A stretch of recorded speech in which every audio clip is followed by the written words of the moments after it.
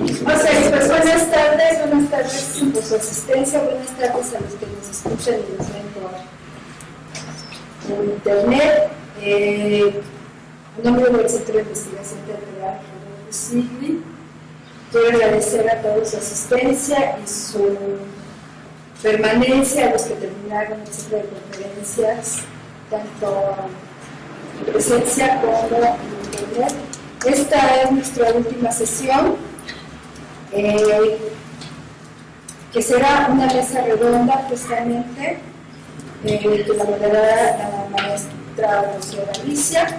Y bueno, pues nada más, nuevamente quiero agradecer su presencia, para escuchar a gente especialista en los temas, en el tema que se va a tratar, y gracias por habernos conseguido todo este ciclo de conferencias. Gracias. Bueno, muchas gracias. Para las personas que nos siguieron en todo lo que fue el seminario, quisiera decir que pensamos cómo estructurarlo. Estuvimos varios de los investigadores que ustedes nos conocieron por los temas que impartimos aquí, y pensamos cerrar justamente con los pies sobre la tierra, después de haber hecho un recorrido por todo el siglo XX, llegar hasta estos momentos con los pies bien parados sobre la tierra para ver y problematizar el teatro y la producción del teatro actual.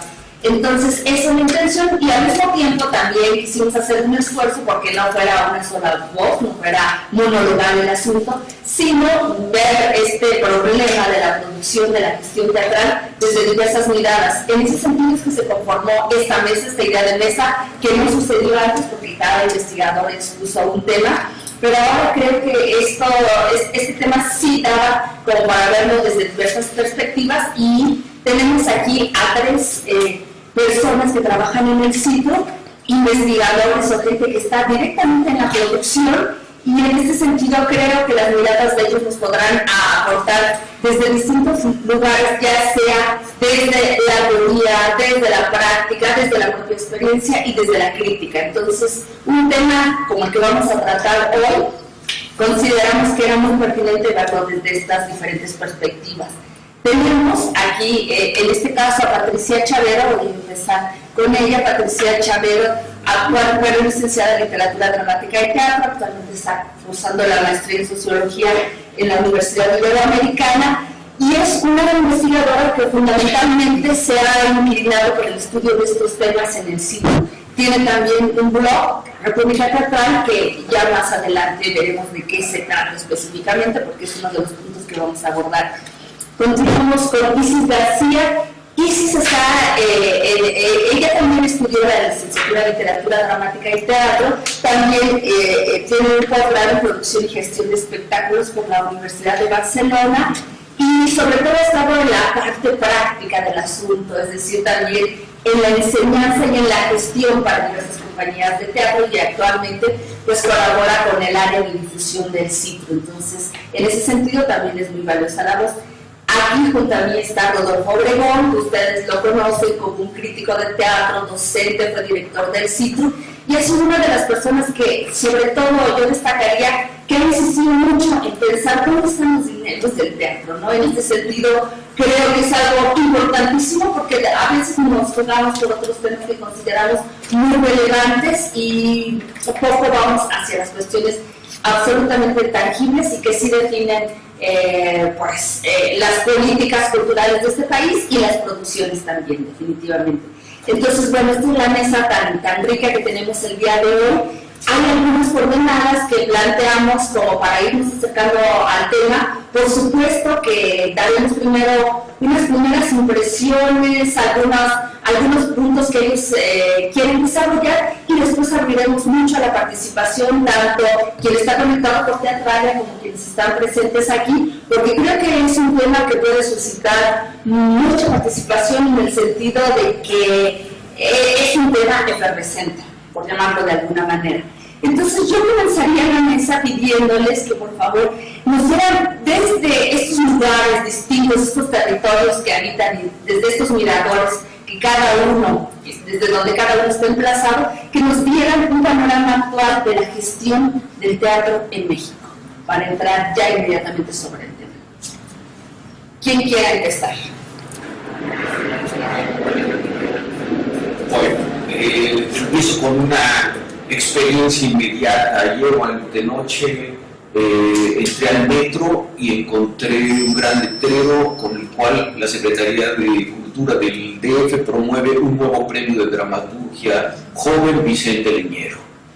Y inmediatamente pensé, este es el reflejo perfecto de nuestra política cultural. Es decir, ya existe un premio de dramaturgia joven, que es el Gerardo Mancebo del Castillo, ¿no? que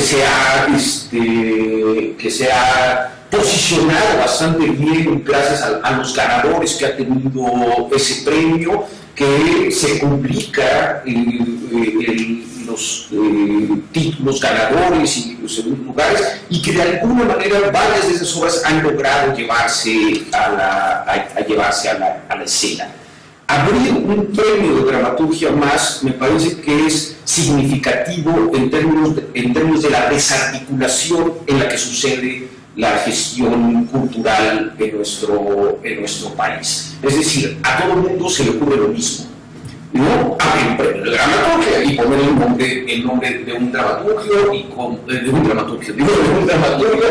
como es políticamente correcto ofrecer opciones a los jóvenes, lo hacemos para jóvenes. Pero no se piensa ni medianamente en las consecuencias que esos premios pueden tener. Es decir, hay premios de dramaturgia nacionales, internacionales, del metro, de las casas de la cultura.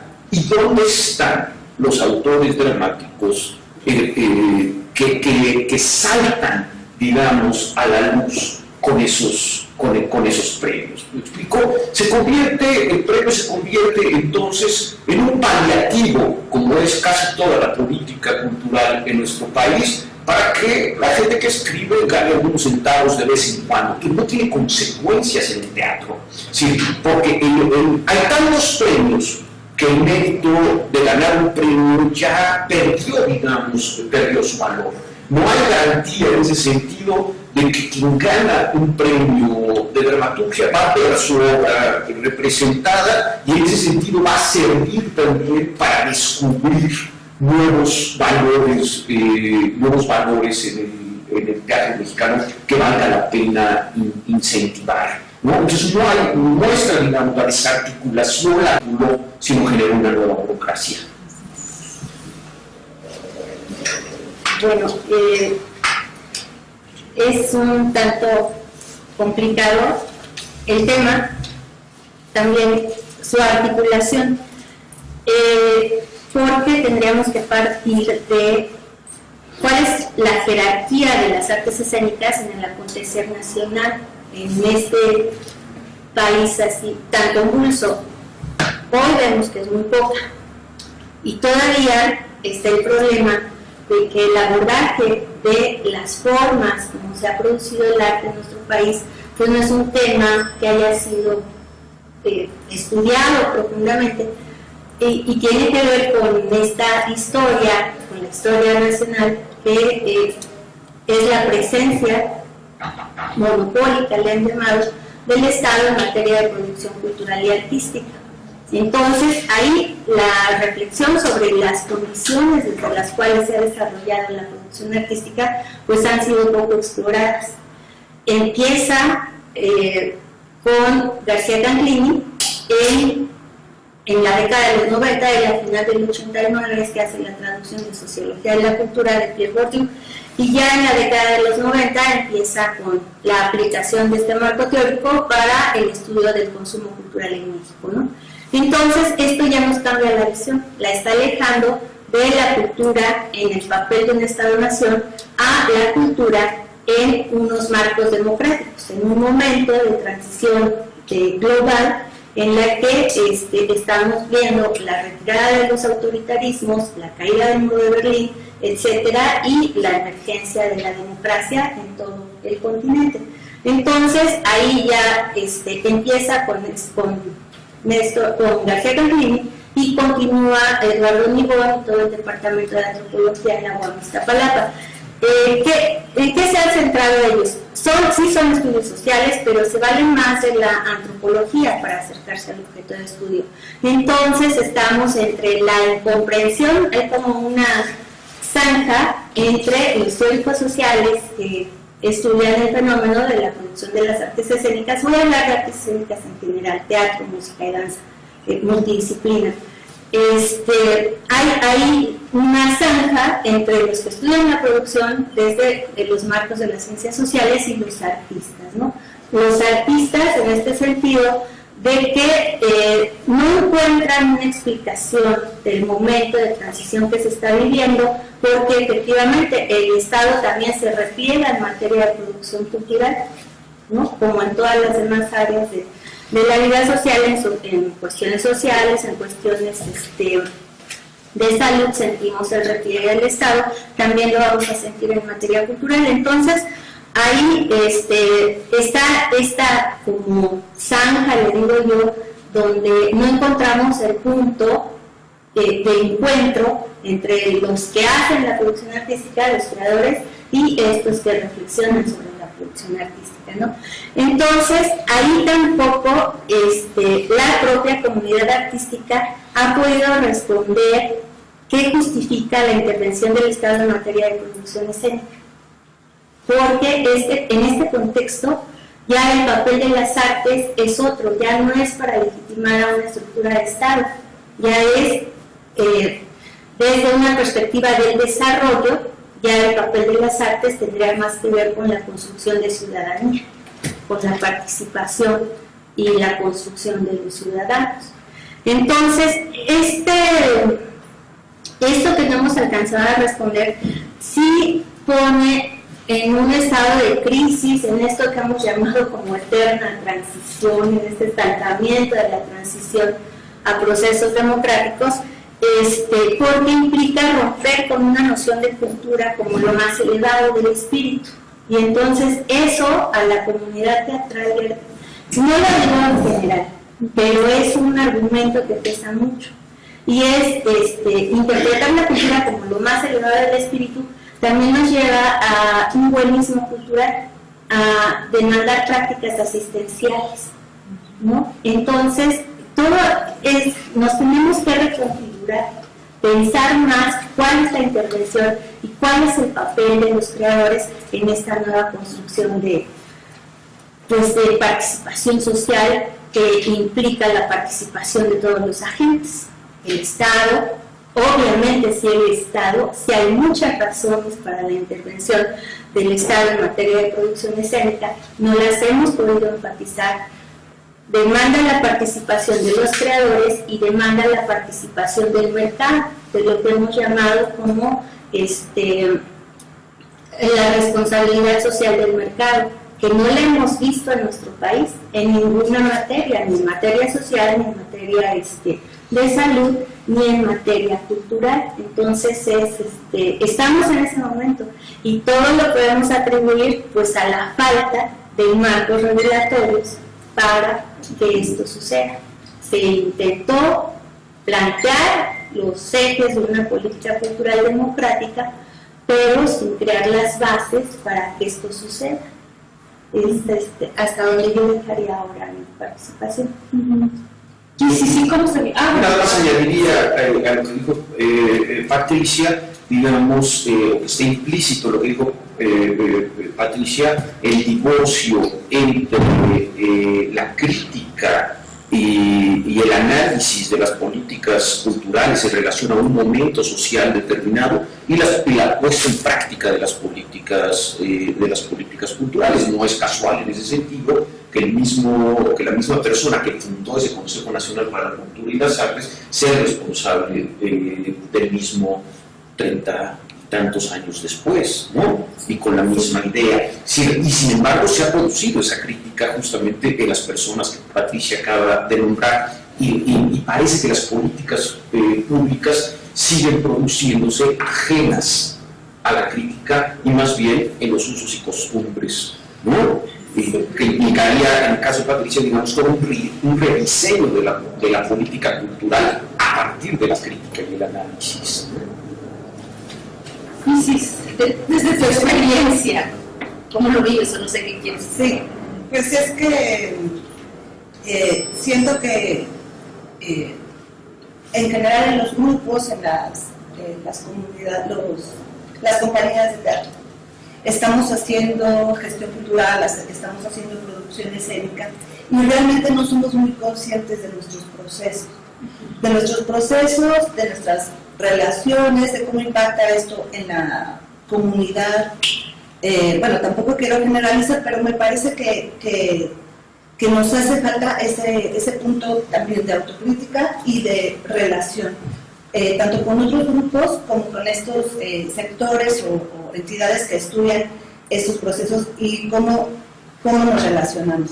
En ese sentido yo vería la gestión del teatro en México, que es parte de la pregunta, como un área de oportunidad, un área en la que a mí me encantaría que cada vez hubiera más gente participando, analizando, siendo más conscientes de esos procesos que finalmente hacemos, porque todos los que levantamos un proyecto teatral o tratamos de darle continuidad a una compañía, estamos finalmente haciendo este trabajo de gestión.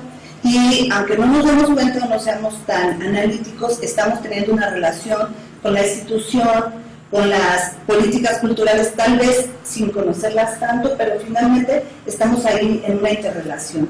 Cada vez que aplicamos a una convocatoria o que estamos buscando en un teatro en el cual poner nuestra obra, pues tenemos ahí una relación con estas entidades y a lo mejor lo que nos falta es tiempo o la intención de ponernos a analizar de qué manera estamos funcionando y hacer una crítica. Pero finalmente lo llevamos a cabo. Y a veces justamente esta falta de conciencia nos lleva a algunos otros problemas que nos hacen, por ejemplo, no poder darle continuidad a un proyecto teatral que tenemos, o no poderle darle sustentabilidad a una compañía, porque realmente no nos hemos preguntado eso, solamente vamos enfocados hacia la creación escénica y después nos ponemos a pensar, bueno, ¿qué relación tiene esto con mi comunidad, con la política de mi país, con las instituciones? Entonces, por eso yo pensaría, viéndolo de manera optimista, que es un área de oportunidad en la cual podemos estudiar y se ha visto reflejado cada vez más talleres al respecto, diplomados, cosas donde se puede estudiar, se puede aprender más. Y entonces, eso es lo que me parece que sería saludable, ¿no? Que le diéramos esta oportunidad de crecimiento para reflexionar en esta área, que de todas formas, pues, estamos involucrados. Muchas veces, algunas compañías o algunos artistas involucrados aún sin querer, ¿no? Les toca ya ser productores, les toca levantar su proyecto y realmente no querían, o realmente no están tan a gusto, pero estamos ahí, estamos inmersos, no nos podemos escapar. Bueno, de alguna manera los tres han planteado un momento de transición que estamos viviendo, unas circunstancias en cuestión del tiempo y de este espacio muy particulares que tienen que ver con una desarticulación también por otro lado frente a todo lo que son unos marcos que si bien no están absolutamente definidos, sí hay toda una estructura en la cual han avanzado otras artes y, por ejemplo, la comunidad teatral. Yo me preguntaría cómo responde a esto y sobre todo me gustaría a ver si es posible que desde una crítica, pero también me parece muy interesante la mirada de Isis viendo como una área de oportunidad, cómo entendemos o cómo nos relacionamos con todas estas estructuras, con todos estos marcos como comunidad, porque creo que también habría que pensar en algo. ¿Cuáles son nuestras estrategias? Rodolfo ha sido una de las personas que más critica, ¿cómo le llamas tú el arte nuevo de hacer carpetas, ¿no? O sea, si a lo mejor entendemos nuestro entendimiento de nuestra participación como comunidad, se limitaría a la elaboración de una carpeta, o si tiene que ir así, mucho más allá, ¿no? O sea, creo que también hay que hacer esa diferenciación. Si les parece que eso podría ser el siguiente tema que podríamos explorar. ¿Alguien quiere comentar al respecto? ¿Cómo es la comunidad? Porque de pronto la comunidad quizá exija, pero tampoco tenga, no lo sé muy bien, porque lo desconozco, pero no tenga las herramientas ni el compromiso para entrar en esas zonas que son muy oscuras, muy densas, no sé. O sea, me gustaría escucharlo más de ustedes que conocen el tema. Bueno, sobre esto de la incursión del gestor en el teatro, pues el tipo de estudios que yo he hecho a iniciativa de Rodolfo Bretón de la evaluación del gasto público en materia cultural dirigido al teatro, lo que abordan, de pronto te quedas así como, ¿a quién estoy hablando? ¿No? Y encontramos que pues sí hablamos a la comunidad, sí le estás hablando a los creadores, pero también te estás dirigiendo, yo encontré así como mi interlocutor ideal en la figura de Nina Cerratos. Ella me ayudó como a responder, ¿no? ¿A quién estás hablando? Pues aquel que ejecuta la política cultural, ¿no? Y de alguna manera es un gestor. Y Nina Cerratos, en la administración del sistema de teatros del Distrito Federal, lo que estaba haciendo era sentar las bases para una estructura institucional en la Secretaría de Cultura para dejar ahí las bases para que se desarrollara un proyecto, un programa de teatro, cosa que no sucedió. En la actual administración desapareció, en ese caso al que me estoy refiriendo, la muestra de artes escénicas. Entonces, ¿qué pienso cuando me estoy dirigiendo, cuando estoy escribiendo? Pienso en aquellos que tienen que hacer la gestión, en el que media entre el producto artístico y las instituciones y la población a la que va dirigida. Entonces es un papel verdaderamente estratégico, muy difícil, que implica muchísimas competencias, ¿no? Y una de las competencias es la organización. Y ahí tendríamos que transitar hacia una profesionalización de los procesos. Y es una cuestión que sí está entre lo técnico, el arte nuevo de hacer carpetas, pero también está en el bagaje cultural, la temperatura que el gestor le pueda tomar al sentir social y a la comunidad a la que se está dirigiendo. Y ahí estamos hablando del papel del programador, por ejemplo, y es algo que no hemos atendido.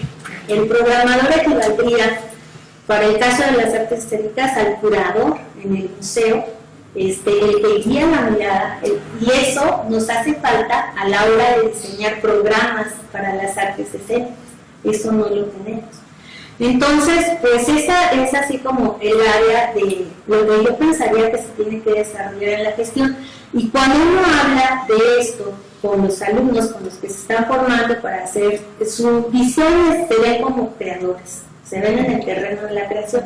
Entonces, cuando le hablas de que existen estos procesos por los cuales tiene que pasar la realización de que el hecho suceda, se desencantan mucho, lo ven como algo además que les ofende, porque pues ellos no quisieron estudiar ni matemáticas, ni cuestiones administrativas, ni contabilidad, pero es ahí donde debería de darse la importancia o de reconocer el papel del gestor, ¿no?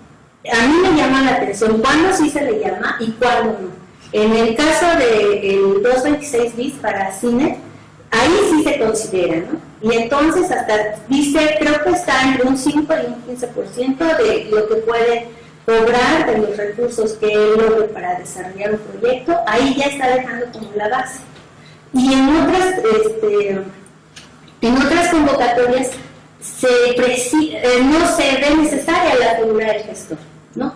Y hay mucha literatura que se ha desarrollado, creo que no toda es rescatable, porque de pronto encontramos que cualquiera te puede dar un curso de gestión, y pues yo creo que cualquiera no, que es un área de especialidad.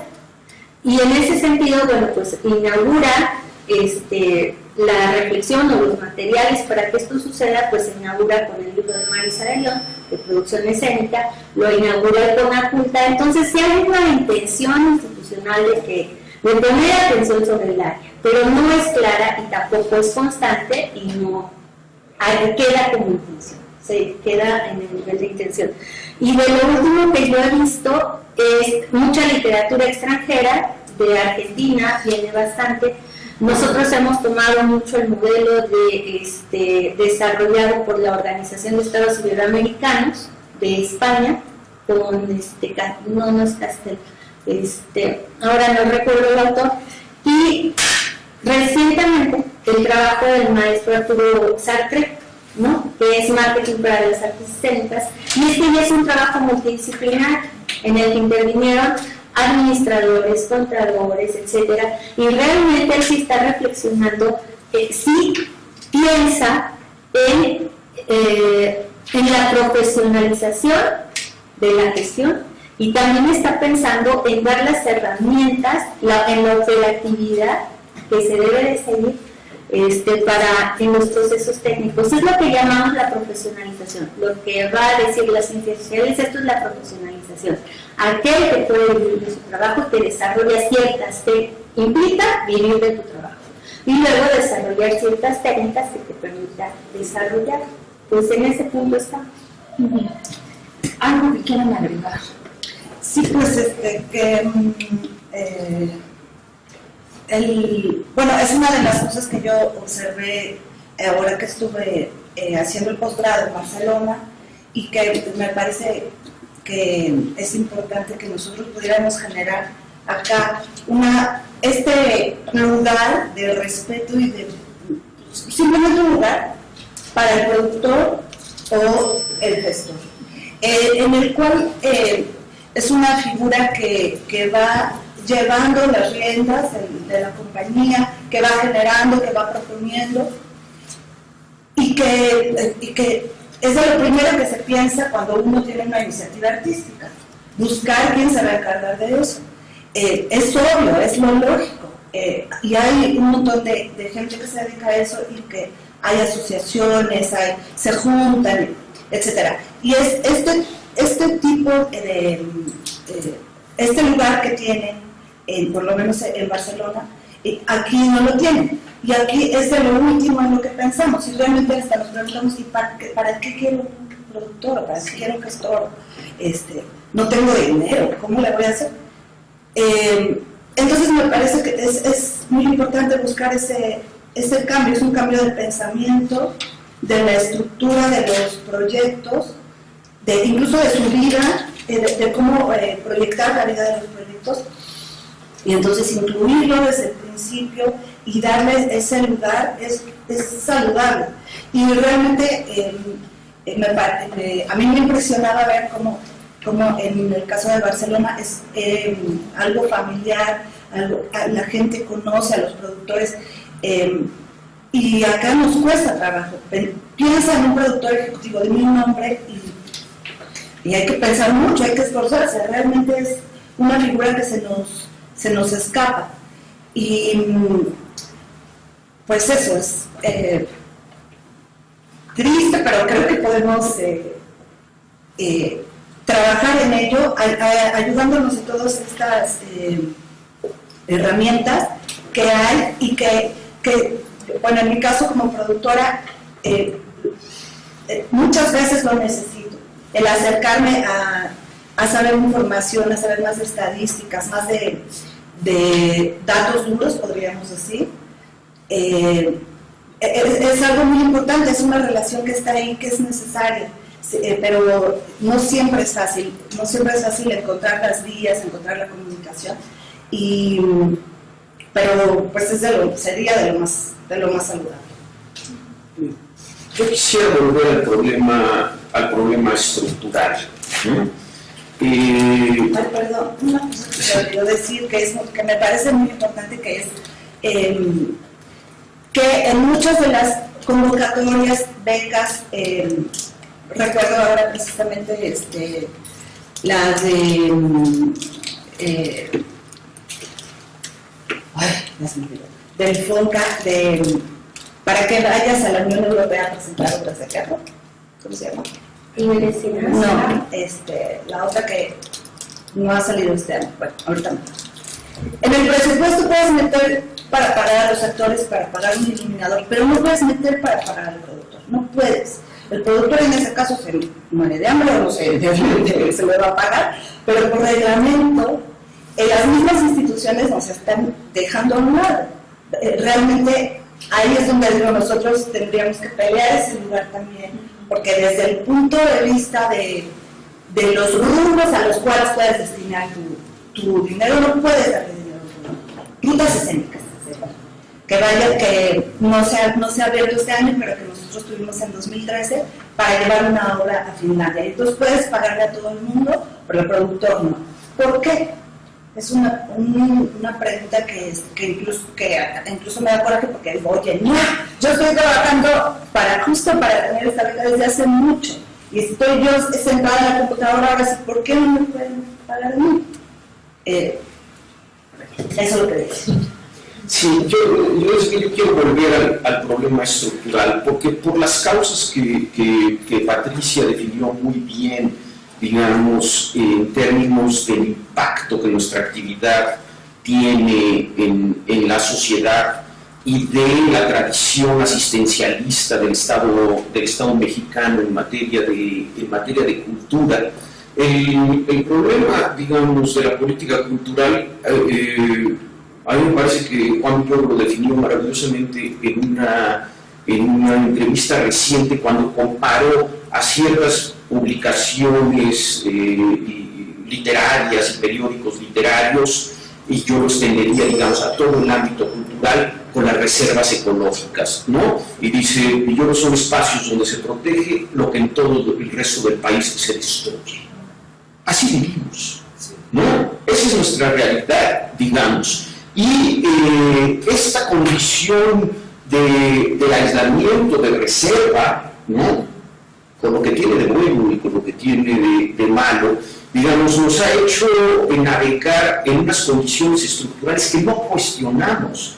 Entonces, amén de que sean importantes estas figuras de las que están hablando Isis y Patricia, me parece que esas figuras siguen operando en un marco estructural que, como esa convocatoria, impiden el desarrollo, ¿no? O sea, que no es un problema de acción individual. Y ahí retomo tu pregunta por la comunidad, porque ciertamente la comunidad tendría que trabajar en dos líneas. Una, en esta línea de gestoría, que al fin y al cabo, trabajando en las condiciones existentes, se convierte, no sé, simplemente en una especie de instinto de sobrevivencia, ¿no? Hace unos 10 años, ya estamos hablando de reservas, viene habiendo el instinto de sobrevivencia, ¿no? Hace unos 10 años, Enrique Olmos publicó un artículo en Paso de Garra que yo debatí con él, ¿no?, pero donde daba cifras, y uno podía ver ahí cómo la arbitrariedad, digamos, de la política cultural, mi conclusión era: el que más grita, más mama, ¿no? El que tiene la habilidad para encontrar los recovecos en esta estructura torcida, desarticulada, digamos, de pronto había creadores sin importancia artística, relevancia artística, que tenían 8 obras al mismo tiempo en 12 teatros, con una beca del FONCA, con creadores, Sistema Nacional de Creadores, con no sé qué, y uno veía una producción de un director que tenía 2 obras hechas al que le daban el mismo dinero que la última producción de Ludwig Margulis, ¿no?, para su producción. Entonces uno decía, ¿dónde están los criterios estructurales? Y yo creo que ahí, digamos, y de ahí deriva, digamos, de este instinto de sobrevivencia también el canibalismo del medio, ¿no? Porque sí, porque comes tú o comen los demás. Y eso ha llevado, digamos, incentivado por la política asistencialista, digamos, a un silencio absoluto de la comunidad en términos de los problemas estructurales. Quizá me voy a adelantar a una de las preguntas que nos habías mandado para la mesa, ¿no?, cuando dices cuál es la posición de la comunidad. Y yo lo definí con una frase: protestas públicas y silencios privados. ¿Sí? Es una comunidad que inmediatamente se envuelve en la bandera para salir a protestar por Ayotzinapa o por cualquier causa noble que tenga sobre las cuales hay que protestar, no, pero es absolutamente incapaz de protestar por lo que atañe a su propio desarrollo y de articularse y de protestar. Es decir, para promover un rediseño de las políticas públicas conforme a sus propias necesidades, ¿no? Y ahí hay silencio absoluto, ¿no? Y una absoluta incapacidad porque claro, todo el mundo vive de esas políticas asistencialistas y nadie quiere comprometerlas. Y ya que hemos llegado a este punto que es muy interesante, pareciera que esta estructura que está desarticulada, que está rota en muchos lugares, sin embargo, no la podríamos pensar como una maquinaria muy bien aceitada donde justamente todos estos lugares operan en la reproducción de las compañías de esta estructura, en el no cuestionamiento y en esta medida también, porque pienso que tal cual la podemos plantear, la figura de un gestor rompería este ciclo de costumbres, porque entonces este gestor sería un cuestionador, este gestor sería un creador, este gestor tendría que incidir en todo lo que está mal.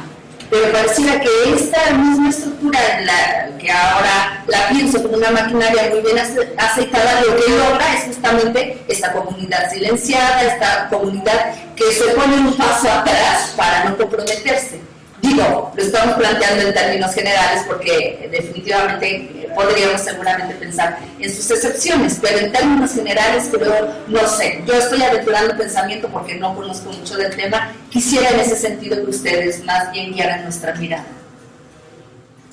Yo no estoy muy seguro de eso, de que esté bien aceitada.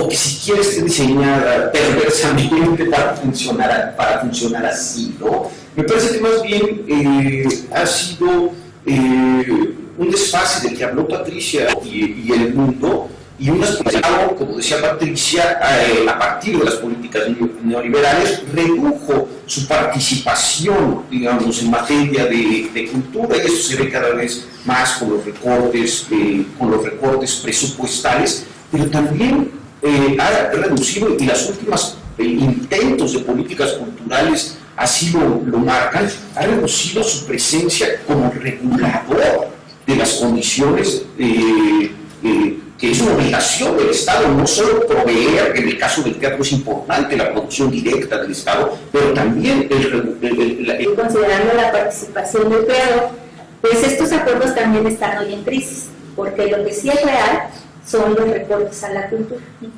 ¿no? Entonces ahí también como que estamos asfixiando la posibilidad de desarrollo de las artes escénicas. Al reducirse a muy pocos, al monopolio de unos cuantos, también se está limitando la participación de todos los demás agentes. Y entonces eso también nos lleva a qué pasa con la sociedad. Bueno, ya vimos esta metáfora o este traslado entre el campo de la ecología y el campo de la cultura, pues sí son equivalentes. Es aquello que se llama una economía ecológica, ¿no? Aquella que nos anuncia cuándo es insostenible el devenir de la humanidad.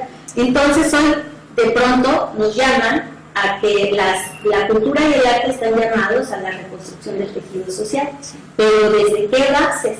No hay, de verdad estamos viendo que en tanto que no es prioridad dentro de la ingeniería de gobierno en estas políticas, pues se ha dejado así como al margen, que se desarrolle como, no precisamente como una maquinaria aceitada, sino que se desarrolle como se han venido desarrollando. Y esto nos ha llevado a estas condiciones en las que pues la solidaridad, la comunidad, entre la comunidad no existe. Existe realmente un trato muy poco político, porque la política nos permitiría vernos a los ojos y negociar, pero no, acá es un trato de desconozco y de aniquilamiento del otro en la esfera cultural, lo cual es muy grave. ¿Sí? Pero bueno, eso está por un lado. La crisis de este acuerdo tácito también. Y llevamos, dijimos, del 88 para acá con reglas del juego distintas, ¿no? Y ya desde el 82 y el 85, la década de los 80 nos va a marcar en muchos sentidos, y está la crisis de ese Estado-nación, ¿no? Realmente el momento más álgido de la caída de los gobiernos emanados de la revolución, ¿no? Nos toca el 82, una crisis económica muy fuerte, nos toca el 85, los sismos, y a ver, levántense de eso. Y hemos podido, la situación es que desde ese momento empieza el repliegue y ya francamente es poner con una cuenta que se ponen otras reglas del juego. Lo que llama la atención es que de cualquier manera la participación del Estado sigue siendo del 50% en materia de producción artística. O sea, no ha podido reducir su papel. No hemos transitado a otros modelos de participación. Se supondría que se debería de dinamizar la participación de otros agentes, las compañías, etcétera, el propio mercado, pero el mercado sigue participando en la misma proporción de antes del 88, en 22, 20 y algo %. Y el sector de la sociedad civil, que estaría representado por las organizaciones artísticas, sigue en los mismos números, 22, 24%, ¿no? Entonces, también nos habla de la falta de estructuración en la política cultural. ¿Por qué? Porque las compañías siempre se ven, no se pueden consolidar las agrupaciones, siempre están empezando como de cero. A mí me llama mucho la atención que un teatro como Línea de Sombras se sienta con incertidumbre al fin de un proyecto. ¿Por qué? Porque tiene que volver a empezar como si no tuviera una trayectoria atrás. Y eso tiene que ver con las características del sector. Somos un sector que la economía llama de economía estacionaria, no acumulamos.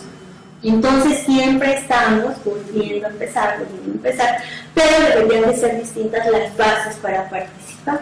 Y entonces eso también marcaría las líneas de la política cultural para las propuestas emergentes, para los recién llegados en ópera prima, para los jóvenes, para los creadores contrarios.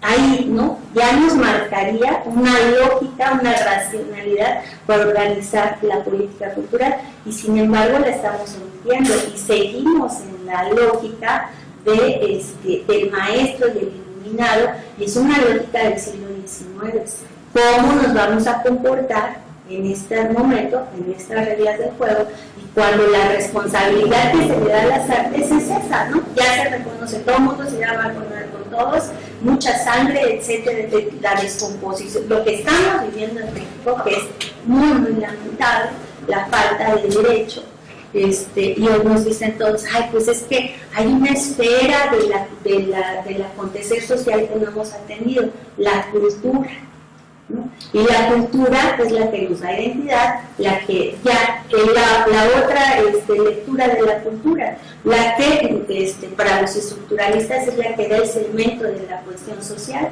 Eso es lo que hemos desatendido, de eso es de lo que estamos hablando, y sin embargo la comunidad no lo enfatiza lo suficiente, y todavía están en ¿qué pasa si yo soy el representante de lo más elevado del espíritu? Son dos posiciones y no ayudan, no se encuentran, no se da espacio. Y ahora, ¿cómo hacer más eficientes ese rediseño de las políticas de que hablaba Patricia? Justamente esa era la preocupación, digamos, cuando empezamos ese proyecto de investigación aquí en el ciclo. Porque yo decía, ¿cómo rediseñar una política cultural si no sabemos cuánto se gasta y en qué se gasta, ¿no? Y justamente el proyecto de Patricia parto de ahí, sepamos cuánto se gasta y en qué se gasta, para saber también si lo estamos utilizando bien. Porque yo siempre defendí la idea, y a lo mejor me van a golpear por eso, pero siempre defendí que a pesar de recortes y demás, el presupuesto para la cultura en México es un presupuesto generoso, pero está muy mal utilizado, ¿sí? ¿No? Un poco como el asunto de la educación, digamos, ¿no? Porque ese rediseño neoliberal o de modernización de las políticas en todos los ámbitos en México no soltó los lastres, ¿no? Uno de ellos la opacidad, el control estatal, digamos, porque a esa mentalidad, digamos, y a esa forma de pensamiento democratizador tendría que haber correspondido, por ejemplo, un planteamiento de independencia administrativa de los teatros, no de las compañías, o de los teatros ligados a compañías específicas, algo que nunca vamos a ver en México, porque en ese sentido perdería el Estado el control de esos teatros, ¿no?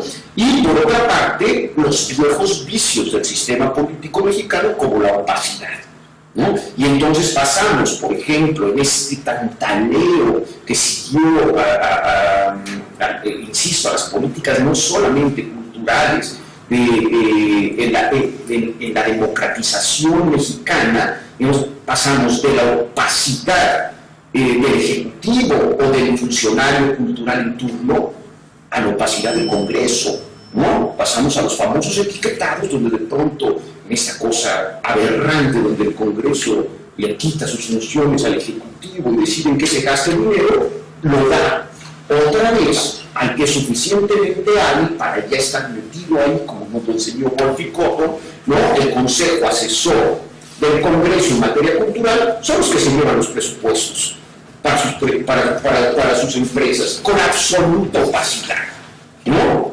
Y otra vez de lo que no sabemos nada. O con los peligros, digamos, de la desregularización y como dije hace un rato, el retraimiento del Estado en materia de regulación, por ejemplo, con el intento de la política del 226 bis, donde terminamos, o sea, en un intento de incentivar la producción independiente, terminamos con coyotaje, ¿no? O con los peligros, digamos, de poner el dinero público en manos del poder, de los grupos de poder económicos, o religiosos, o lo que ustedes gusten y manden, ¿no? Tenemos varios temas y creo que estamos llegando a un momento culminante, entonces yo les pediría, les voy a plantear varios temas y que tomaran alguno para empezar a desarrollarlo, porque creo que vamos a tratar de avanzar un poco más.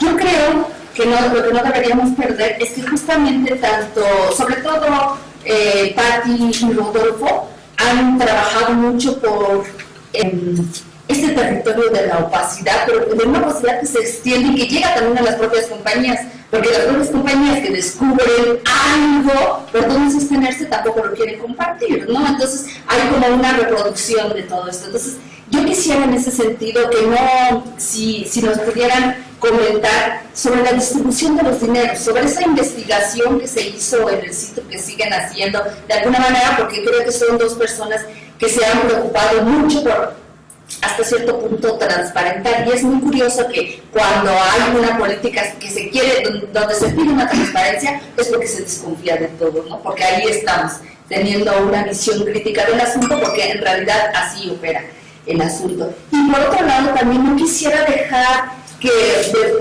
pudiéramos abordar un poco sobre cómo trabajar en estos tiempos de crisis, porque lo que es evidente es que además de todas estas problemáticas que hay con el dinero y demás, que los criterios propios, personales, cómo se distribuye, esta política que tiene que ver con el siglo XIX, que me parece muy esclarecedora de en realidad cómo funciona, porque en efecto es a un autor a quien se le da, digo, a un autor, no estoy pensando en un dramaturgo, puede ser en un director, puede ser en un crítico, etc., porque hemos visto incluso hasta despropósitos que hay gente que está en el Sistema Nacional de Creadores cuando no son creadores, y cosas así que tienen que ver con un nombre o quizá una personalidad, por decirlo de alguna manera, y en este sentido recuperaríamos el comentario del siglo XIX. Pero también hay otro elemento muy importante que me parece que hemos pasado por encima y que estaría interesante comentar, que es esta diferencia entre el gestor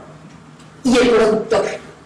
No sé si son dos figuras distintas, y si cada una tiene dimensiones distintas, y también creo que son de los muchos temas que sería importante revisar antes de que demos la palabra también a quienes están por el momento escuchando. Entonces, bueno, hay ahí algunos temas, cualquier tema.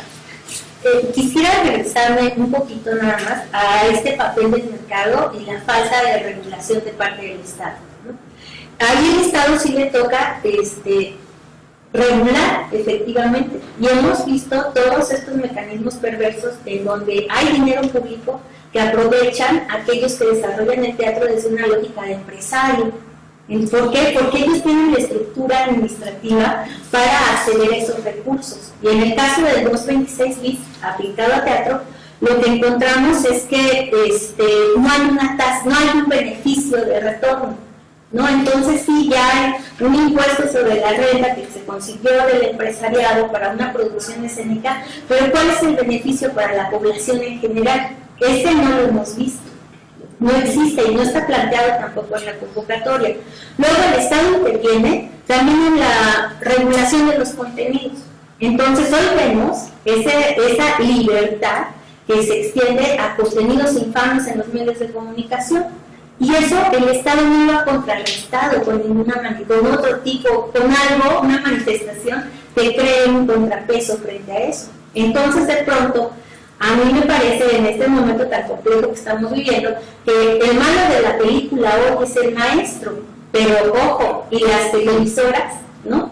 De día critican la labor del maestro y toda la tarde, toda la noche pasan una programación verdaderamente aberrante. Uno va así, no sé cómo se dice, cuando vas pasando los canales, y la gente sufre mucho en la televisión, la gente se grita mucho en la televisión, y son cosas que no hemos analizado, ¿no? Y está el caso extremo de los reality show, ¿no? Donde se exhibe la miseria humana. Entonces, cuando en otro momento los contenidos estaban dirigidos a, pues sí, modelar las formas como nos vamos a tratar los unos con los otros. Y eso hoy en la televisión está ausente y el Estado tampoco ha creado estructuras de contrapeso. Sí, desde mi perspectiva, sí se debe de regular. Unos dirán, ay, el autoritarismo, pero pues, tampoco ese uso de la libertad debería de estar permitido, pienso yo. Es muy complejo, es una dinámica muy, muy compleja. Entonces, eso quería decir con respecto y encontramos esta alianza en la que, en el caso del cine, que encontramos que produce una televisora con dinero que se da a sí misma, y esos mecanismos no se han establecido para que no inviertas disfrazado con una subvención a la creación cinematográfica en este caso. Son las cuestiones que encontramos cuando se buscan los mecanismos para que participen todos los agentes.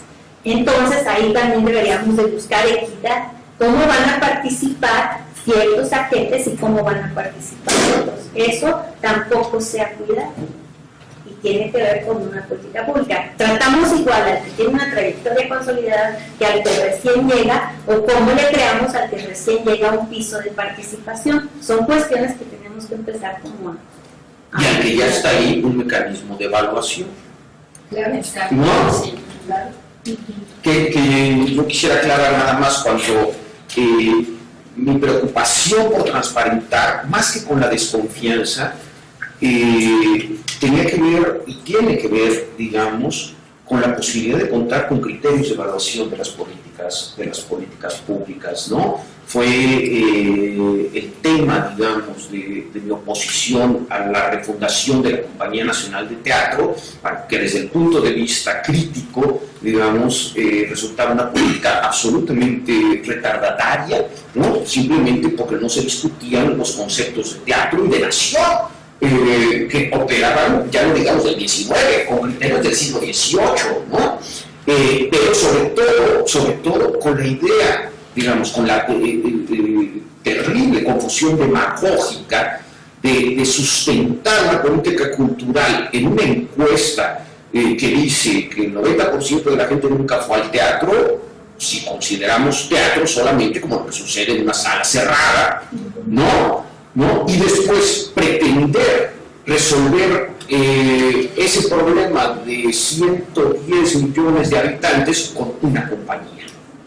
O sea, no hay la lógica más elemental, ¿no? Y luego peor cuando esa compañía se encierra en una casita en Coyoacán, ¿no? Entonces, es decir, no hay proporción. Yo te decía en esa polémica con con Enrique Olmos, es que los teatros tendrían que tener criterios fundamentales, o sea, elementales, digamos, es decir, si tengo un teatro para 500 butacas, el rango de producción tiene que ir de tanto a tanto, y si tengo uno de 1000, tiene que ir de tanto a tanto, y si tengo una salita de 60 butacas, el rango de producción tiene que ser otro, con, digamos, cierta apertura al día que tengamos, porque no tenemos un creador excepcional, entonces puede tener en una sala de 60 algo que va a desarrollar, algo que va a impactar, digamos, en el tarde temprano, en el ámbito teatral mexicano e internacional, ¿no? Como quien le gestionó un teatro a Brut en París o el laboratorio de Pontevedra Grotowski, ¿no? Pero porque había ese trabajo teatral y esa trayectoria de repercusión internacional excepcional, ¿no? Y también es materia de política cultural. ¿Cómo lo organizas? ¿Cómo abres las vías para que eso suceda? Dices, quisiera preguntarte, pero tú que lo vives, haciendo una gestión así, ¿cómo vives todas estas políticas culturales articuladas, desarticuladas, truncas, en fin? ¿Cómo lo vives? O sea, ¿hacia dónde van tú en este transitar de las compañías? ¿Qué opciones tienen? ¿Cómo se vive al interior? O sea, hay, no sé, desencanto, hay nuevas vías. O sea, por ejemplo, ahora aparece una vía nueva, novedosa, que es el de las fondeadoras, ¿no? Que ya no está todo sobre el Estado, sino de alguna manera es un ejercicio para que las compañías pongan su proyecto y que la comunidad misma sea quien aporte una cantidad mínima o máxima y que puedan salir sin necesariamente todo el apoyo que venga del Estado. ¿Quisieras comentar algo al respecto? Sí, pues mira, sí es un panorama de desilusión o de, digamos, un poco de esta sensación, ¿no? Desde el momento que sale la convocatoria de Coordinación Nacional de Teatro y se ve que van a aceptar 2 producciones y finalmente aceptaron 8 coproducciones, de las cuales no se han llevado a cabo porque en sí los recursos no están corriendo todavía y estamos en junio. Entonces los compañeros que supuestamente iban a estrenar este año en coproducción, de todas formas no tienen esa liquidez. Realmente es espeluznante, ¿no?, el panorama. Y bueno, están estas otras vías, sin embargo, cuestan un poco de trabajo, no en el sentido de la operación o de la realización, sino en el aspecto de abrir nuestras expectativas y familiarizarnos, aceptar estas nuevas maneras. Eso también crea un cambio de pensamiento, de esto que tú dices, las fondeadoras, para empezar, ¿cómo podemos hacer que la comunidad que está cercana se interese en nuestro proyecto teatral y de algún modo decida meterse y donar, o participar, aportar con un poco de dinero? Nos cuestionan realmente, porque ya no es, bueno, sí, sigue siendo, pero yo quiero hacer esta obra, este texto me gusta, lo vamos a poner en escena, pero ahora hay que involucrar a los pares, a la gente que está cerca, para que también les interese. Para algunos creadores no es fácil, porque está esta postura de, pues yo soy el creador, soy el artista, yo voy a decidir qué voy a poner, no le voy a preguntar a nadie, no voy a ver si les interesa, qué me importa si les interesa esta obra o no, realmente es mi decisión. Y sí, pero entonces ahora nos estamos enfrentando a esto, a cómo unirnos con la gente que tenemos en Facebook, cómo hacemos para que le den clic a nuestra página de Fondear, ¿no? Y que se involucren y realmente pensar en qué vamos a aportar, qué estamos ofreciendo a cambio, qué estamos intercambiando. Obviamente se sabe y se tiene claro que en sí mismo el acto escénico, el hecho artístico es ya un intercambio y que ahí está nuestra aportación como artistas y como creadores para la comunidad.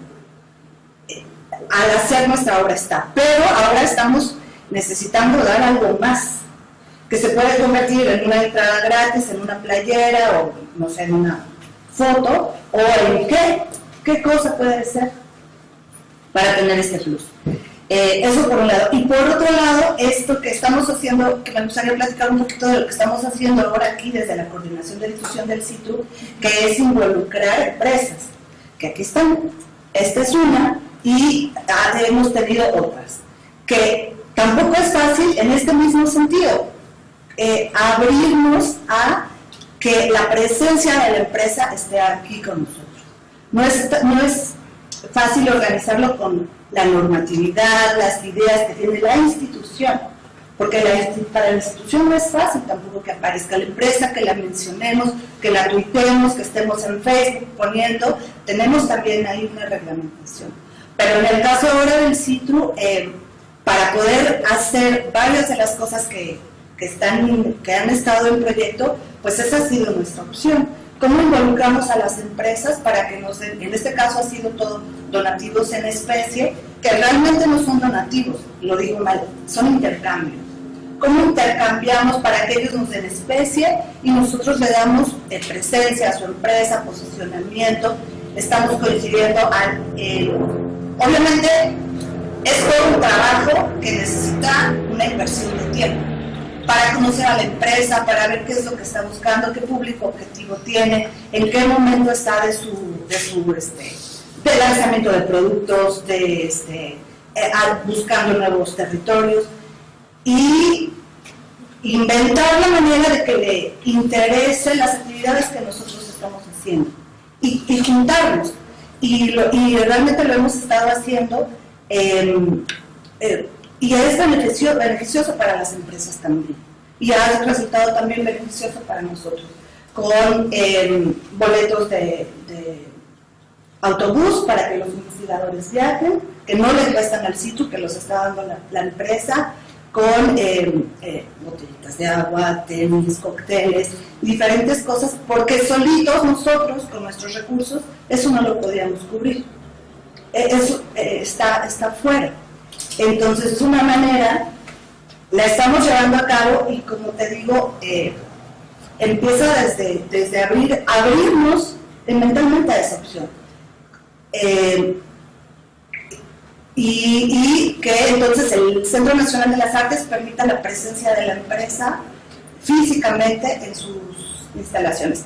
Y digo Centro Nacional de las Artes, pero es cualquier lugar, cualquiera de los teatros, cualquiera de las compañías, incluso al interior de la compañía me he topado porque decía, no, marcas no, empresas no, que no se ligue nuestra página de internet con esa.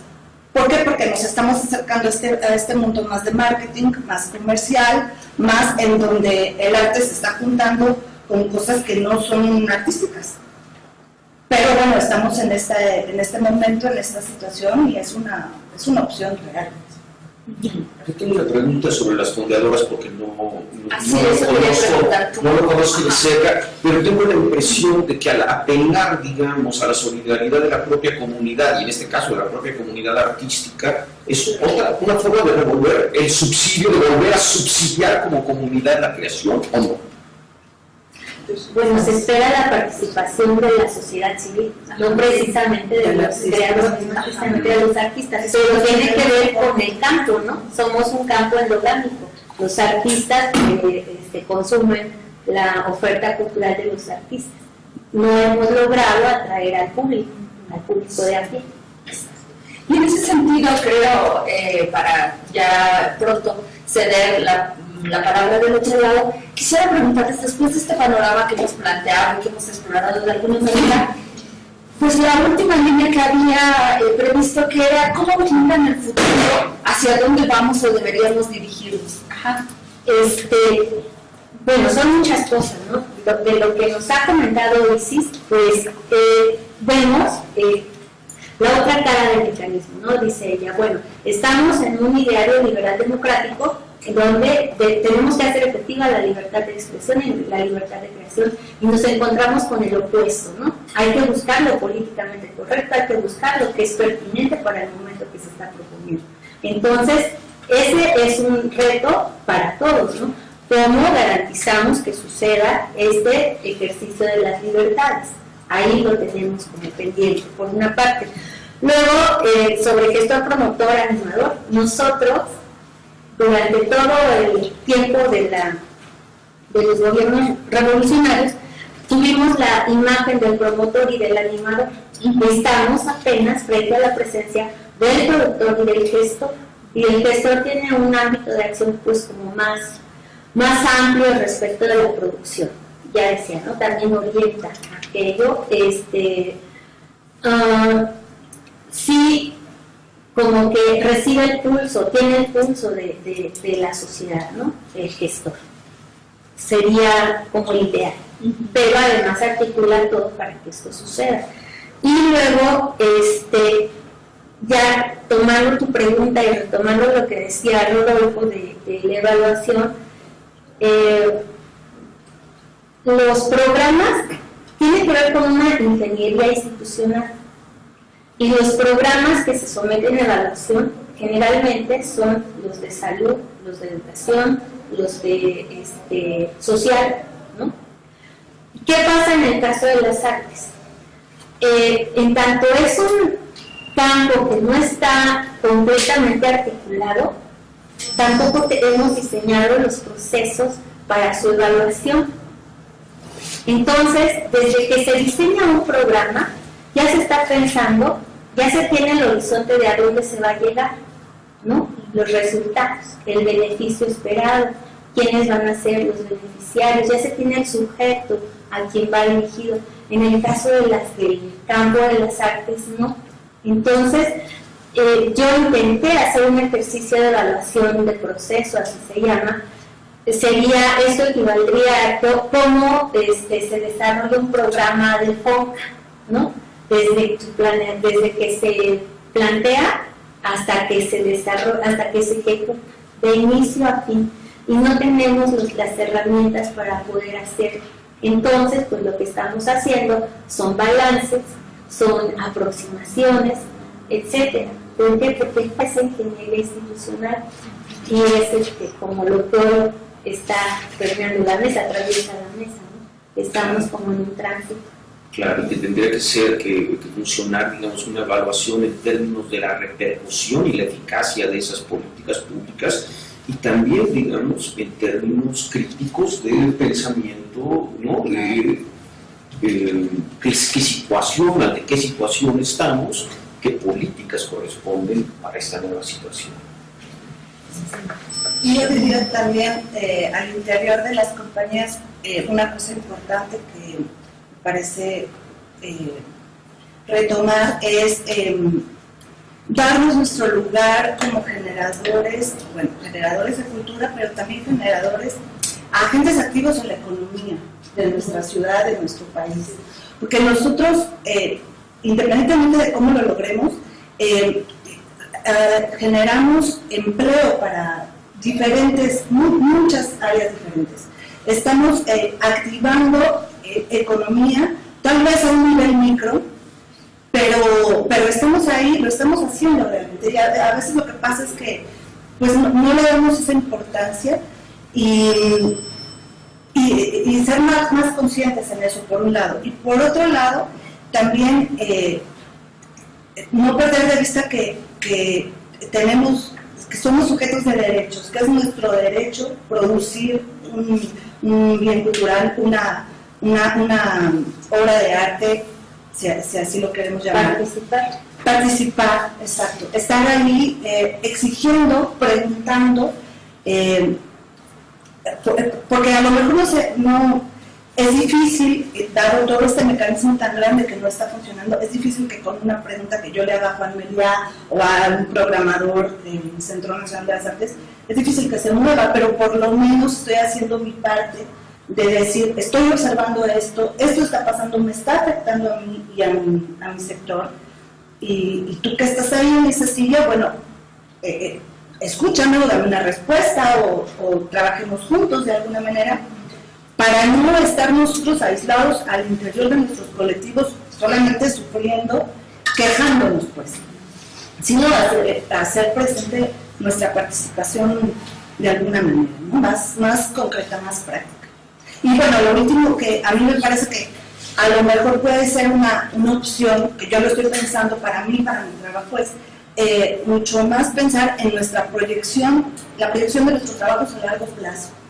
Dejar de pensar en solo en lo inmediato, en producir como si fuera una carrera, producir, o producir como si fuera una sola cosa que voy a producir, sino darle esta proyección, una proyección a largo plazo, una vida a mi compañía o a mi grupo, y cómo hacer paso por paso, tal vez fríamente, lentamente, para llegar a lograr este proceso que me permita como compañía continuar, que no sea una llama de un solo día, un solo, como decían, un premio, una sola obra que logra una temporada, sino a largo plazo. ¿Para qué? Para que pueda recuperar el dinero que invertí, para que pueda ganar dinero, para que este trabajo lo puedan ver más personas, para que este trabajo pueda ser mejor cada vez a través de que se presenta y tiene este diálogo con el público. Y entonces poder hablar de generar estos organismos que se sustenten a sí mismos, no como proyectos, obras de teatro que solitas se prenden y luego se apagan, sino como formas de trabajo en comunidad que van logrando tener una estabilidad a lo largo del tiempo. Ajá, sí, yo iba a mencionar que tiene que ver con el campo y con cómo operan estas compañías, y tiene que ver otra vez con esta ingeniería, ¿no? Casi todas las compañías pensamos que trabajan por proyectos, pero no, trabajan por actividades. Pero es que la burocracia usurpó ese término, y en todas las convocatorias dice proyecto, cuando lo que en realidad están pidiendo es un producto, ¿no? Sí. Una actividad. Exacto. De casi inmediata, ¿no? Ya el pensarnos como compañía sí nos requiere pensar en proyectos, porque el proyecto ya nos permite insertarnos en programas, y los programas son los que vienen de la política cultural. Eso tampoco lo hemos hecho, no lo hemos hecho consciente. Bueno, pues si les parece, ahora cedemos la palabra, si quieren intervenir. Creo que ya hay suficiente material, lo mismo para la gente que está conectada a través de Ucrania. Pueden mandarnos sus preguntas, creo que ya tenemos un piso suficiente para de dónde partir ya en cuestiones más específicas. Entonces, les damos la palabra a ustedes. Mi pregunta es para Isis. ¿Cuál sería el proceso ideal de trabajo para que un grupo escénico pueda ser autosustentable? Pues es una pregunta muy difícil. Híjole, pues yo creo que primero implicaría un análisis interno profundo, de modo de saber pues muchas cosas, la personalidad de la compañía, qué es lo que quiere decir, a dónde quiere llegar, cuáles son sus fortalezas, cuáles son sus debilidades, cuáles son sus recursos, y después pues hacer esto justamente una planeación, una proyección, podríamos decir realista, y a la vez una más ideal, ¿no?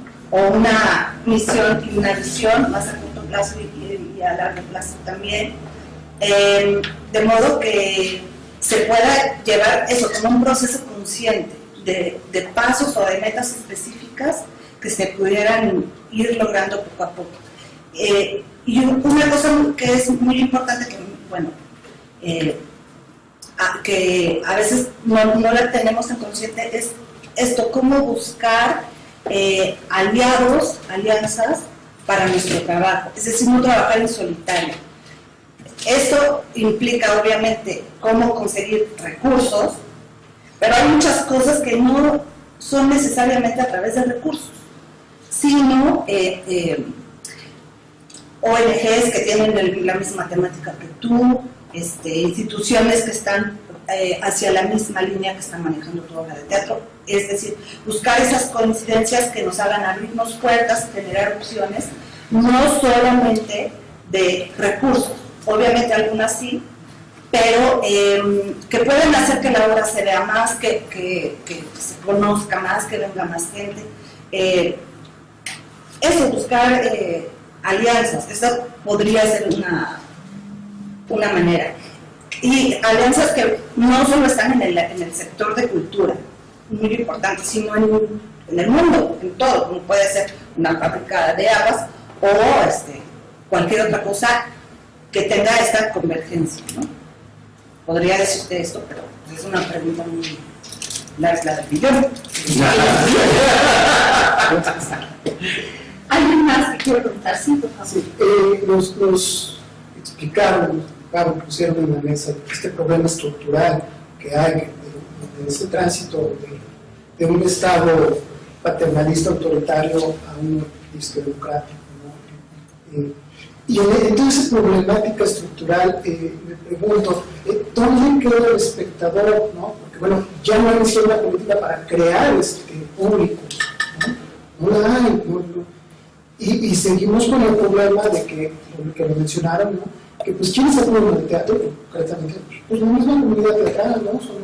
Nos consumimos unos a otros, ¿no? Entonces, y entonces surge todo este canibalismo. Entonces, ¿cómo competir con la televisión, por ejemplo? O sea, no hay forma. Ahí creo que lo que falta es también el espectador y la creación de públicos. Sí, es sumamente difícil, ¿no? Sí. Yo decía que me parece muy pertinente la comparación, digamos, con la reserva ecológica, cómo compite, protege una reserva ecológica con los desarrolladores de turismo, no sé qué, ¿no? Se lo comen, y lo más que puede hacer de alguna manera es proteger su parcela, Ahora, también ahí yo pienso que habría una responsabilidad del espectador, ¿no? Yo vengo llegando de un festival de teatro alternativo en Zacatecas, que hace un grupo de teatro de allá, los Cosmicómicos. Es verdaderamente un esfuerzo extraordinario. Trajeron 2 compañías internacionales, algunos de los grupos mexicanos de percusión, no sé qué. ¿Y el público dónde está? No, también es responsabilidad del espectador, digamos, en este sentido, ¿no? Claro, estamos compitiendo en ese entorno de barbarie, por salvar un espacio de sensibilidad, de inteligencia, de imaginación. Resulta muy complicado, ciertamente, pero también hay responsabilidad del espectador. Pati, no sé si quieres agregar. Que es un tema muy complejo. Y pues también tiene que ver con la producción, que sí atañe al tipo de producción que estamos sacando, y sí vale la pena preguntarnos si es suficiente pensar el teatro en cámara cerrada, en espacios cerrados, etcétera, o la pertinencia de empezar a salir a la calle de las propias compañías. Es muy complejo, pero lo que sí está comprobado son todos los beneficios de las artes escénicas. Son artes vivas, promueven la convivencia, ayudan a vivir la ciudad, hacen efectiva la convivencia de una ciudad, y lo vemos en los macroconciertos, en el Zócalo, ¿no? Entonces, es un fenómeno muy complejo. Y sí preguntarnos hasta dónde el teatro va a seguir en su formato así, de sala a la italiana, etcétera, pero preguntarnos cómo llegar, y creo que dentro de eso el público más desatendido son jóvenes, ni siquiera niños, son jóvenes. Entonces, sería... Bueno, yo diría nada más rápidamente que ahí tendríamos tal vez otra área de oportunidad en todo el aspecto que implica el desarrollo de públicos, la búsqueda de públicos, y como también, por ejemplo, la convocatoria del Centro Cultural Helénico sí te pide que tengas forzosamente, bueno, no forzosamente, pero pide que tengas una persona dedicada a difusión. ¿Quién va a ser tu encargado de difusión? En otros lados no importa, pero realmente es que como compañía o como generadores de un proyecto teatral, a veces tampoco estamos pensando en eso. Realmente es una de las últimas cosas. Pues, ¿quién va a ver la obra? Pues ya veremos a ver a quién invitamos. Y tendría que ser también una persona que forma parte del grupo que genera el proyecto desde el principio y que está desde dentro familiarizado con lo que el proyecto quiere decir artísticamente, para poder luego comunicarlo y que la gente se interese, porque la gente por sí sola es muy poca la que va por sí sola y compra un boleto de teatro, más bien nosotros tenemos que ir a buscarla. Pero entonces ahí es también tendríamos que asumir como una tarea nuestra, ¿no? De movernos hacia allá y de poner en nuestro presupuesto una parte del dinero que se dedica a la difusión, a la persona que va a hacer difusión, a lo que se va a hacer en redes, a lo que se va a hacer como difusión más tradicional, de modo que no sea lo último, lo que dejamos para el final. Sí. Muy importante, me parece lo que acaba de decir. Me recordó a unos exalumnos míos que una vez me dijeron que querían hablar conmigo para no sé qué. Y fueron los que me platicaron que querían hacer una obra, y después y dije, bueno, ¿y yo para qué soy bueno? Dijo, ¿en qué teatro la metemos? ¿No? Y yo les dije, pues ¿quién quiere que nos vea? ¿No? Y se quedaron así, nunca lo habían pensado, no, nunca lo habían pensado.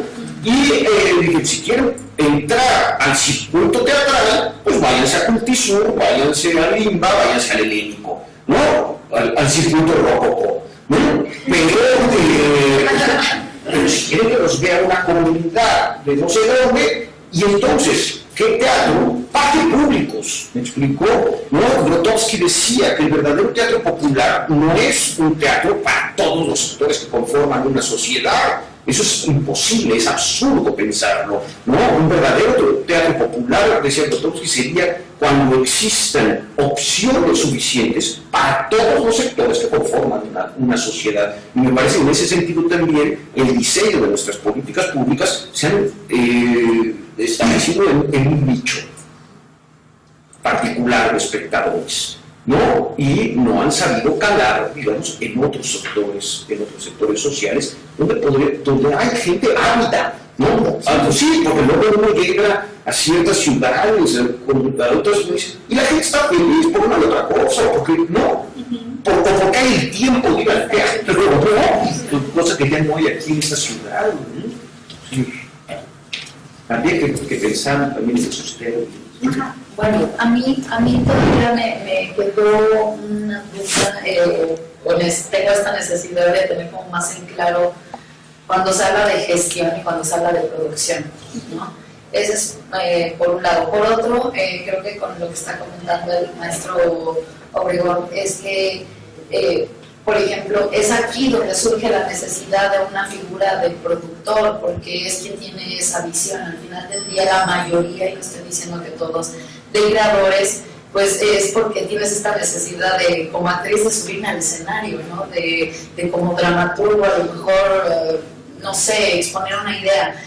Pero algo que nos limita mucho a quienes nos dedicamos a la producción independiente es, por ejemplo, sí, está la obra y sí tenemos talentos en la escritura y en la dirección y en la coreografía y tengo un diseñador de vestuario maravilloso, ajá, ¿y quién me va a ir a ver? Y para eso necesito yo publicidad, pero ¿cómo voy a hacer publicidad si no tengo una estrategia de marketing? Pero la estrategia de marketing depende de las personas a las que va dirigido el público. ¿Y cómo voy a hacer eso? ¿Cómo voy a lograr eso para que mi producto tenga más vida? ¿Cuánto le voy a invertir para hacer una proyección de cuánto tiempo voy a recuperar esa inversión y cuándo empiezan las ganancias? ¿Cuánto le voy a...? O sea, es como esta parte donde sí se nota la necesidad de un productor, sin embargo no se les da el lugar, ¿no? Que como ustedes lo han mencionado. Pero bueno, sí me gustaría saber cómo es la diferencia.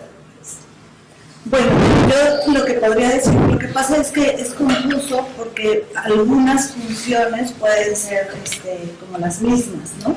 Si hablamos de funciones, de lo que hace el productor ejecutivo o lo que hace el gestor, a lo mejor algunas se pisan, se juntan, ¿no? Pero yo lo definiría más pensando en que el productor ejecutivo concretamente lleva prácticamente las cosas para que el espectáculo se levante, se llegue a concretarse ese estreno, ¿no? Cosas concretas que no son su idea, que son la idea de un director, de un diseñador, de un escenógrafo, que él va facilitando y va gestionando para que esas cosas sucedan, ¿no? Y se concreten en un día de estreno. Y en el caso del gestor, yo lo pensaría más como alguien que sí está desarrollando desde ideas, desde mesa, desde conjunto de creativos, unas líneas por las cuales va a ir un proyecto o va a ir una compañía, y va dando pasos y generando acciones para que se cumplan esos objetivos, pues como en una línea de tiempo un poco más larga, que no se concreta solo en la creación de un proyecto, de un proyecto teatral, digamos, obra de teatro, ¿no? Sino que podría ser cualquier cosa. En una compañía puede haber talleres, obviamente obras de teatro, pero talleres también, pero clases magistrales también, pero investigación también, ¿no? Y entonces todas esas áreas podrían ir balanceadas o cuidadas desde esta figura de gestión. Podría decirte un poco cómo yo lo veo, pero lo que pasa es que en sí mismo es confuso, es entremezclado, por ejemplo, ya desde siempre lo que hace un productor general con un productor ejecutivo, con un productor artístico, con un gerente de compañía. Entonces se va haciendo ahí como divisiones que no son tan claras. Y lo que pasa, que nos pasa mucho, o a mí me pasa, que como nomás hay una persona, pues esa persona tiene que hacer todo, tiene que hacer las diferentes funciones. Entonces no tiene un título así de, yo nada más soy ejecutivo y el de acá mi compañero es el administrador, por decirte algo. Pues muchas veces no, muchas veces es uno, que también es el que dirige, o que también es el que actúa. Y entonces es ahí donde tenemos esta mezclanza, que además siento que puede definirse más claramente según el caso, las necesidades de la compañía y según sus objetivos, ¿no? Hasta donde tenemos un gestor o alguien que está desde la planeación y él mismo puede hacerse cargo de cosas ejecutivas, o hasta donde ya se necesita la presencia de alguien más para ir a lo más práctico. Podría decir. Pato, ¿tú quisieras tomar la pregunta de gestor y productor? Pues es que la gestión la tomamos también de otras áreas, la tomamos de la ecología, la tomamos de la ingeniería, ya lo hemos platicado con ustedes,